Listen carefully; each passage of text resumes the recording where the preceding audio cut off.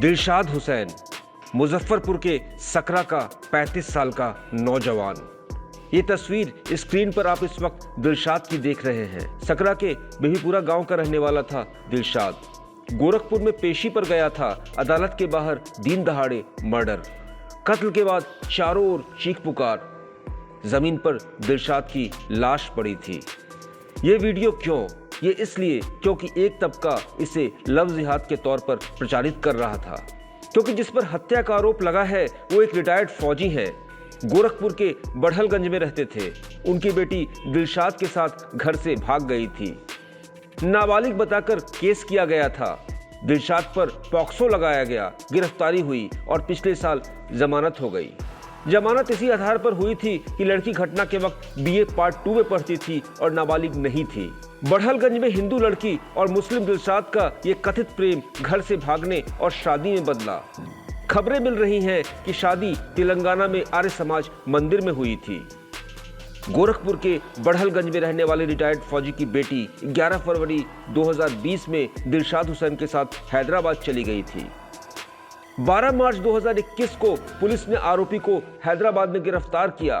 Case POCSO के तहत हुआ था, सो दिलशाद गोरखपुर में लंबे अरसे तक कैद रहा। पिछले साल सितंबर में उसे जमानत मिली। 21 जनवरी को गोरखपुर में पॉक्सो कोर्ट में गवाही थी और तभी ये घटना हो गई। सवाल ये उठता है कि क्या ये ऑनर किलिंग थी या ये लव जिहाद था, जैसा कि एक तबका प्रचार कर रहा है, या फिर मामला प्यार मोहब्बत का था जिसमें धर्म की दीवार आड़े आ गई। तथ्य ये बता रहे हैं कि इलाहाबाद हाई कोर्ट ने दिलशाद को जमानत ही इसी आधार पर दी थी कि लड़की बालिग है। दोनों ने बाकायदा शादी की थी, जिसका सर्टिफिकेट भी कोर्ट को दिया गया था। लेकिन जैसा कि इन मामलों में होता है, बढ़ते समाज में ये खबर जंगल की आग की तरह फैली। इसे लव जिहाद का मामला बना दिया गया। लड़की के पिता ने कोर्ट पहुंचकर दिलशाद के सर में 2 गोलियां मारी। एक वर्ग उन्हें हीरो की तरह, जबकि मारे गए दिलशाद को विलेन की तरह पेश कर रहा है। यूपी में चुनाव का माहौल है। इस वक्त वहां ऐसी खबरें बेहद तेजी से फैलती हैं जो समाज को बांटने का काम करती हैं। लिहाजा उन खबरों में जाना हमारा मकसद नहीं। यहाँ बात सिर्फ इतनी है कि क्या बिहार के मुजफ्फरपुर के दिलशाद के परिवार वालों को इंसाफ मिल सकेगा? 2 मिनट पहले ही इसने फोन किया कि भैया मैं आया हुआ हूँ अपनी तारीख देखने के लिए, बाहर हूँ, पुलिस अंदर नहीं आने दे रही है। 2 मिनट हुआ और मेरे तख्ते से कोई भी अधिवक्ता अगर इसके लिए आया होता, इसको तारीख बताने या इससे मिलने आया होता, उसकी भी हत्या हो जाती, उसका जिम्मेदार कौन होता आप बताइए? बिल्कुल कानून व्यवस्था पूरी तरह फेल है। यहाँ कितने लोग सुरक्षा व्यवस्था में लगे हुए हैं, ये लोग सिर्फ फेसबुक और व्हाट्सएप चला रहे हैं।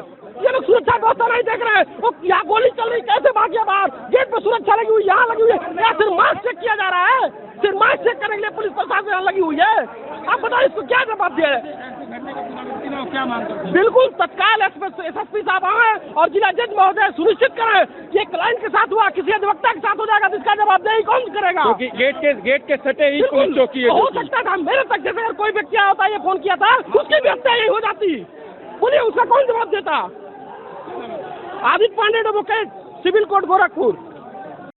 ये चारे परिसर में 100 मीटर के गेज में सब लोग बैठते हैं। यहाँ की सुरक्षा की ये हाल है, हर गेट पे पुलिस लगी है, बगल में चौकी है। इसके बाद भी इतनी दुस्साहसिक वारदात हो जाती है। कौन सुरक्षित है? अधिवक्ता सुरक्षित है, क्लाइंट सुरक्षित है कि कोई अधिकारी सुरक्षित है? क्या मांग करते हैं? अरे भाई मांग है वो सुरक्षा व्यवस्था बनाई जाए। कौन सी क्राइटेरिया बनाई गई भाई? क्या सुरक्षा की व्यवस्था है आप बताइए? क्या है कि कभी चर्चा की अधिवक्ताओं के साथ बैठ करके कि दीवानी कचहरी की सुरक्षा कैसी होगी? यहाँ पे अपराधी आते हैं, यहाँ पे जो अधिवक्ता अगर किसी की पैरवी करता है वो भी उसका दुश्मन हो जाता है। क्या सुरक्षा है बताइए? क्या सुरक्षा है?